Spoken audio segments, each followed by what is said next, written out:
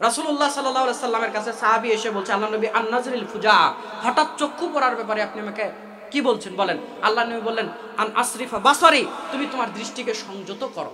ফা আমারনি আন আসরিফা বাসারি, আল্লাহ নবী আমাকে আদেশ করলেন, তোমার এইরকম কোন দৃশ্যের দিকে চোখ পড়লে, নারীর দিকে চোখ পড়লে চোখ কি করবে? নিচু করো। তো বেগানা মহিলা দেখলে চোখ নিচু করতে হয়, এটাই আমল। তো এই আমলটা নিয়ে, এই হাদিসটা নিয়ে শাহজাহানপুর বগুড়ার একটা বিয়ে বাড়িতে যান, বেগানা মহিলা দেখা যাবে না, এটাই তো বিধান নাকি? বিয়ে বাড়িতে যান, গিয়ে দেখবেন ডানে এইদিকে আছে দুইটা বেপর্দা, পেট পিট বের করে, এইদিকে দুই তিনটা, ওইদিকে দুই তিনটা, পিছনে দুই তিনটা। মনে করলেন কোন দিকেই তাকাবো না, উপরে তাকাবো, ওখানে দুই তলাতে আরো তিন চারটা। কোন দিকে তাকাবেন? মনে করলেন নিচেই তাকিয়ে থাকবো, তাকায় থাকতে থাকতে কখন যে তরকারির আপনি বালতি দিকে পড়ে যাবেন তার ঠিক নাই। আমার ভাইরা, হয় তাদেরকে দেখে দেখে আপনি বিয়ে খান, না হয় বিয়ে বাড়ি আপনি ত্যাগ করেন। অপশন দুইটা আপনার কাছে। আপনার জন্য কোনোদিন আর বিয়ে বাড়ি বেপর্দা মুক্ত হবে হবে না। তা আপনি ইসলাম মানতে চাচ্ছেন, মানতে পারছেন? আরো সহজ করে বলি, গান বাজনা শোনা মুসলিমদের জন্য হালাল না হারাম? কথা বলতে হবে, হালাল না হারাম? জোরে কয় না, কারণ হুজুর আমরাই তো শুনি, কেমনি কই হারাম? খালি শুনে কত ছেলে পেলে যুবক আছে গান ওর কানের মধ্যে, ইয়ারফোন দিয়ে গান কোথায়? বাইরে নয়, গান ওর কানের মধ্যে, বাইরের কেউ শুনতে পায় না, শুধু ও শুনতে পারে। তাহলে চিন্তা করেন, আল্লাহর নবীর হাদিস থেকে আমরা জানি হারাম, আর ওকে ঢুকিয়ে দিয়েছে শরীরের একবারে ভেতরে। যা একবারে এমন ভাবে যাবি, আমার মোবাইল দিয়ে আমি শুনবো, চার্জ ক্ষয় করে, এমবি ক্ষয় করে মানুষের শুনতে দিব না বাবা, আমার গান আমি শুনবো। এই জন্য কানের মধ্যে ঢুকিয়ে দিয়েছে। ওই জন্য তো হারাম বলতে একটু ভয় লাগছে, যে এর করি আবার কেমনি হারাম কই।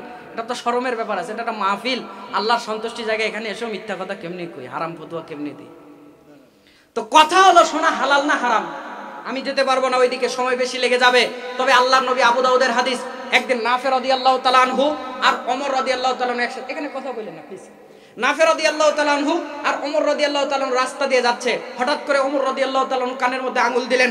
কিছু দূর যাওয়ার পর আঙুল সরা, মানে নাফেকে প্রশ্ন করলেন, কিছু শোনা যায়? বলছে না, শোনা যায় না। আঙুল সরালেন, লম্বা হাদিস। ওমর রাদিয়াল্লাহু তাআলা আনহু বললেন, আমি আল্লাহর নবীকে দেখেছি, তিনি বাদ্যযন্ত্রের শব্দ শুনে কানের মধ্যে আঙুল দিয়েছেন। তার মানে বাদ্যযন্ত্রের শব্দ শুনলে যথাসাধ্য এটা যেন আমাদের কানে প্রবেশ না করে বাধা দিতে হবে। কথা বুঝতে পারছেন? এখন আমার ভাইরা, এখন আপনি খেয়াল করে দেখেন, আপনার বাড়ির সাইডে বিয়ের কথাই বলি, এখন বিয়ে হবে, কমপক্ষে কয়দিন গান বাজবে? না সাক্ষী দেন আপনারা, আমি তো এলাকাতে আগে কখনো আসিনি, আমি তো জানি না। কমপক্ষে দুদিন। তো গান শুনলে কানে কি করতে হয়? আঙুল দিতে হতো, বা গান আপনাকে শোনার যেন না শুনতে হয়, সেটা আপনাকে ব্যবস্থা করতে হবে। আপনার বাড়ির সাইডে বিয়ে, 2 দিন গান বাজবে, গিয়ে যদি বলেন ভাই একটু বক্সটা আসতে দেন, মাইকটা আসতে দেন, ওই হাজি সাহেব বাড়ি থেকে তেড়ে এসে বলবে, হ্যাঁ আমার ছেলে কি রোজ বিয়ে করবে? আমার মেয়ে কি রোজ বিয়ে করবে নাকি? একটা দিন বিয়ে করবে, একদিন একটু গান বাজনা আমোদ ফুর্তি যদি না করে, আবার কোন দিন করবে? বেশি কথা বললে তোমার বাড়ির দিকে মাইক আরো 2টা বেশি ঘুরাই দেব। কথা বলেন ঠিক নয় কি? তার মানে আপনি আমি গান শুনতে চাচ্ছি না, সাইটে এখন গান বাজবেই বাজাবেই। এখন বলেন এই 2 দিন আপনি যাবেন কই? ওই 2 দিন আপনি কি ভাত খাবেন না? কানে আঙুল দিয়ে ভাত খেতে পারবেন? কানে আঙুল দিয়ে গোসল করতে পারবেন? কানে আঙুল দিয়ে গরু ছাগলকে পানি খাওয়াতে পারবেন? কানে আঙুল দিয়ে লেখাপড়া করতে পারবেন? কানে আঙুল দিয়ে কিচ্ছু করতে পারবেন না। আপনার জন্য হয় গান শোনেন, না হয় এলাকা ছেড়ে চলে যান, যে কোনো একটা। আপনার জন্য কোনোদিন এলাকার গান বাজনা মুক্ত হবে না, আপনার জন্য এলাকার কোনোদিন বেপর্দা মুক্ত হবে না। হয় আপনি এলাকা ছাড়েন, না হয় এগুলো গুনার সাথে আপনি বসবাস করেন। ভাই, দিন যখন যাবে, ইসলাম মানুষের সামনে ইতিহাস হয়ে যাবে। দিন উঠে যেতে থাকবে, ইসলাম ইতিহাস হয়ে যাবে। ইসলাম শুধু নামেই থাকবে, ইতিহাস। মানুষ গল্প করবে এমন অমন ছিল, ইসলাম থাকবে না। বিশ্বাস হয় না? বগুড়ার মানুষরা দেখে আমার কথা বিশ্বাসই করে না। বিশ্বাস করেন? আচ্ছা উদাহরণ দিচ্ছি, নেন। উদাহরণ দিলে বিশ্বাস করেন, তারপরেও বিশ্বাস করেন। আজ থেকে কিছু বছর পূর্বে, 20-30 বছর পূর্বে, আমরা দেখি নাই তবে শুনেছি, আমাদের এলাকার মা দাদিরা, আমি দেখি নাই তবে শুনেছি, নদীতে এক জায়গা থেকে আরেক জায়গাতে যাওয়ার প্রয়োজন হলে তারা নৌকাতে যখন যেত, নৌকার যে চইটা থাকতো, আমাদের এলাকায় চই বলে ওটাকে লম্বা একটা শাড়ি দিয়ে 2 পাশে ঘিরে নিত, যেন ডানে বামে দেখতে কেউ না পারে। আমরা দেখি নাই তবে শুনেছি। কেউ দেখে থাকলে বলেন কথা সত্য? আমার ভাইরা, আমরা দেখি নাই তবে শুনেছি, একটা মা একটা বোন রিক্সাতে চড়ে এক জায়গাতে আরেক জায়গাতে, এক জায়গা থেকে আরেক জায়গায় জন হয়েছে। তারা রিক্সাতে উঠে হুডটা তুলে দিয়ে লম্বা একটা শাড়ি দিয়ে মাথা পেঁচে নিয়েছে। আমরা দেখি নাই তবে শুনেছি। আপনারা কি এই সাক্ষী দেন? কেউ দেখে থাকলে এরকম ঘটনা দেখেছেন?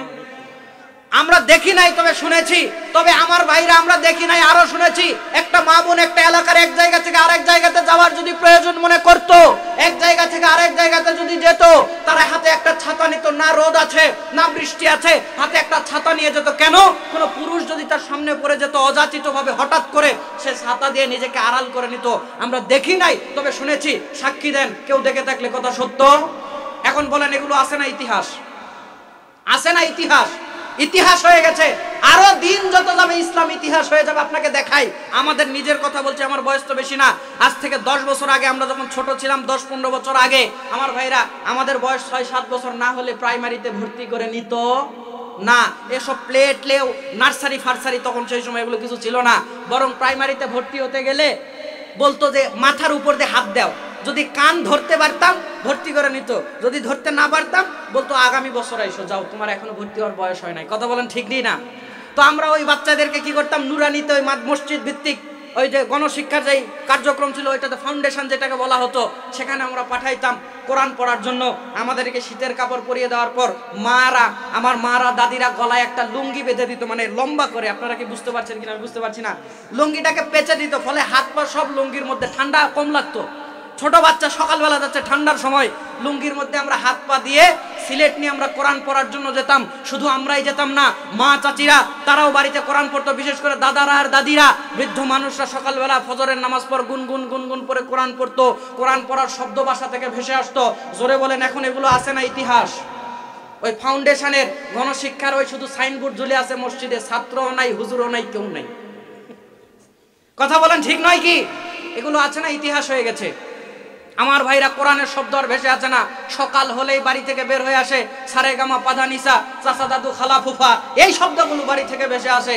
কোরআনের শব্দ আর ভেসে আসে না। তো ইসলাম আছে না ইতিহাস? আমার ভাইরা দিন যত যাবে আরো ইতিহাস হয়ে যাবে। মানুষ ইসলাম মানতে পারবে না, হুজুরদের পক্ষ থেকে ফিতনা আসবে, সবার পক্ষ থেকে ফিতনা আসবে। এই ফিতনা আক্রান্ত করে তাদেরকে যখন জাহান্নামের পথে নিয়ে যাবে, আমার ভাইরা এই মানুষগুলো নিজেরা দিন ধর্ম আর মানতে পারবে না। কতক মানুষ ফিতনার সঙ্গে আপোষ করে নেবে। ওই যে আল্লাহ নবী বলল ইয়াবিউ দীনাহু বিআরদিন মিনাদ দুনিয়া। আরে কয়দিন আর 5 লাখ টাকার ঘুষ প্রত্যেক দিন আসে, কয়দিন আর বলবে নেব না নেব না? টাকার প্রতি কয়দিন আর লোভ সামলাবে? নেব না বলতে বলতে দেখছে ওর যে কলিগ আছে, বাড়ি করেছে গাড়ি করেছে, ওর একটা বাড়ি নাই গাড়ি নাই, মন বলছে প্রত্যেকদিন 5 লাখ আছে, সই দিলেই 5 লাখ দে তো যা। আর এত না বলতে পারবে না, খাওয়া শুরু করে দিবে। মানে কতক্ষণ আর কুলাবে? ফিতনার সামনে নিজেকে বিক্রি করে দিবে। এত ফিতনা আসবে প্রত্যেকদিন। 2-3 জন যদি 5 লাখ টাকা, কি বলেন, এরকম চাকরি এরকম সই নাই? প্রত্যেকদিন 5 লাখ 10 লাখের দেন, একটা সই দেন, 5 লাখ 10 লাখ আপনার। বিশেষ করে রাস্তাঘাট যারা করে, টাকা তো তোলা লাগে। কি রাস্তা করে, সকালবেলা করে দিয়ে যায়, বিকেলবেলা চামড়া উঠে শেষ। তো ওরা তো টাকা তো তুলতে হবে, গিয়ে বলছে ভাই আপনি 5 লাখ নিয়েন, দেবো নি, দেন একটা সই দেন, আমরা একটু বিল তুলে নেই। ও বলছে ঠিক আছে 5 লাখ যখন পাবো। জাতি ওইদিকে ভেঙা চূড়ার মধ্যে পড়ে ডুবে শেষ হয়ে যায়। 5 লাখ ঠিক আছে যাও, কাজ হয়ে গেছে। কথা বলেন ঠিক নয় কি? তো আল্লাহ নবী বলছে ফিতনায় পড়ে ফিতনার সামনে নিজেকে বিক্রি করে দেবার কতক মানুষ ফিতনার সঙ্গে কুলাতে পারবে না। এই জন্য তারা করবে কি, এলাকায় ছেড়ে দিবে, ঘর বাড়ি ছেড়ে দিবে, চলে যাবে বৃষ্টি বর্ষণ হয়ে ওই জায়গাগুলোতে, চলে যাবে পাহাড়ি এলাকাগুলোতে। ওই জায়গাতে আর বেপরদা নারী তো নাই। ওই জায়গা থেকে আর বেপরদা নারী আছে? ওই জায়গাতে আর গান বাজনা আছে? নাই। ওই জায়গাগুলোতে শুধু দ্বীন ইসলাম পালন করার জন্য চলে যাবে, কারণ দ্বীন ইসলাম না মেনে জান্নাতে যাবেন এমন কোনো কথা নাই। সে ওই জায়গাতে গিয়ে দিন ধর্ম মানবে। এখন বুঝে থাকলে বলেন ওখানে কোটি টাকার কোনো দাম আছে? ফ্রিজ টিভির কোনো দাম আছে? দাম কিসের আছে? আল্লাহ নবী বলল ছাগল আর বকরি নিয়ে যাবে। কেন? ছাগল আর বকরির মাংস খেতে পারবে, দুধ দহন করে খেতে পারবে। সে এগুলো দিয়ে নিজের জীবন ধারণ করে সে জান্নাতের পথে যাওয়ার চেষ্টা করবে। ওভাবেই সে তার জীবনকে ওখানে শেষ করে দেবে শুধু জান্নাতে যাওয়ার জন্য। আল্লাহ নবী বললেন একদল ইয়াবিউ দীনাহু বিআরদিন মিনাদ দুনিয়া, সে তার দ্বীনকে, ইসলামকে দুনিয়ার কাছে বিক্রি করে দিবে। আরেক দল থাকবে ইয়াফিরু বিদীনিহি মিনাল ফিতান, সে তার দ্বীনকে, সে তার ইসলামকে নিয়ে জান্নাতের দিকে চলে যাবে। একটু আওয়াজ করে বলেন না সুবহানাল্লাহ। আমরা কি তাদের মধ্যে হতে চাই? আল্লাহ আমাদেরকে কবুল করুক, বলেন আমিন। এতক্ষণ পর্যন্ত আমি আপনাকে বুঝালাম তথাকথিত হুজুর নামের কিছু ফিতনা আমাদের আপনার আমার মধ্যে আসবে, যারা ইসলামিক গান বলে, এই বলে সেই বলে, বিভিন্ন কথাবার্তা বলে জাহান্নামের পথে নিয়ে যাবে। এরা হকপন্থীর পাশাপাশি বাতিলপন্থী এক শ্রেণী থাকবে। আমি কি আপনাকে বুঝাতে পারলাম? এবার আসেন হকপন্থী আলেমদের প্রয়োজনীয়তা কেন আছে। এই উম্মতের মধ্যে সবচেয়ে আল্লাহর প্রিয় বান্দারা হচ্ছে তারা যারা কোরআন হাদিসের জ্ঞান চর্চা করে। তারা রাসূলুল্লাহ সাল্লাল্লাহু আলাইহি সাল্লাম বলেছেন এই দুনিয়ার সব অভিশপ্ত। আল্লাহ নবী সাল্লাল্লাহু আলাইহি ওয়াসাল্লাম বলেছেন যে ইন্নাদ দুনিয়া আলা ইন্নাদ দুনিয়া মালউনা মালউনুন মা ফিহা। আল্লাহ নবী বলছে এর মধ্যে যা আছে সব অভিশপ্ত, এর মধ্যে যা আছে দুনিয়া সহ সব অভিশপ্ত, ইল্লা যিকরুল্লাহ, একমাত্র আল্লাহ রাব্বুল আলামিনের জিকির ছাড়া, ওয়া মা ওয়ালা, আল্লাহ রাব্বুল আলামিন যেই যেই কাজে খুশি এই কাজগুলো ছাড়া। 3 নম্বরে আল্লাহ নবী সাল্লাল্লাহু আলাইহি সাল্লাম বললেন যে ওয়া আলিমুন, যে ব্যক্তি কোরআন হাদিসের জ্ঞান অর্জন করছে সে ছাড়া, আর মুতাআল্লিম, যে ব্যক্তি কোরআন হাদিসের জ্ঞান অর্জন করে আলেম হয়েছে সে ছাড়া। এই 4 শ্রেণী ছাড়া পৃথিবীর সবাই অভিশাপের মধ্যে আছে। আমি বলেছিলাম আল্লাহর সবচেয়ে আপনজন জানি কে? যারা কোরআন হাদিসের জ্ঞান চর্চা করে বা চর্চা করে আলেম হয়েছে তারা। দলিল আরেকটা নেন না, শাহজাহানপুরের মানুষ আমার কথা মনে বিশ্বাসই করতে যাচ্ছে না। বিশ্বাস হচ্ছে আপনাদের? দলিল দিলেও বিশ্বাস হচ্ছে না। নেন না, দলিল কয়টা নেবেন? দলিল দিতে দিতে সারা রাতও যদি এভাবে বলতে থাকি তাও শেষ হবে না ইনশাআল্লাহ। আমাকে দেখছেন ছোট মানুষ, তবে আমার বয়স যখন 16 বছর তখন থেকে আমি বক্তব্য দেই। আপনারা এদিকে হয়তো আসা হয় না, বিভিন্ন বাইরে প্রোগ্রাম বেশি থাকে, তো আজকে একটা সুযোগ হয়েছে আলহামদুলিল্লাহ। তারপরেও যে জ্যামে পড়েছিলাম আসাই কঠিন। আমরা ভাবছিলাম বাড়ি ঘুরে চলে যাব। ওই যে আপনাদের নাসিংরা নাটোরে প্রচুর জ্যাম লেগেছে, ওই যে ভোটের কি জানি মিছিল করছে, আপনাদের এমপি সাহেব ভোটের কারণে হয়তো মিছিল টিছিল নিয়ে বের হয়েছে, লম্বা কয়েক কিলোমিটার ধরে জ্যাম আর খোলে না। তো তারপরেও আসতে পেরেছি, কিছু কথা বলতেছি, আপনাদের কষ্ট হচ্ছে।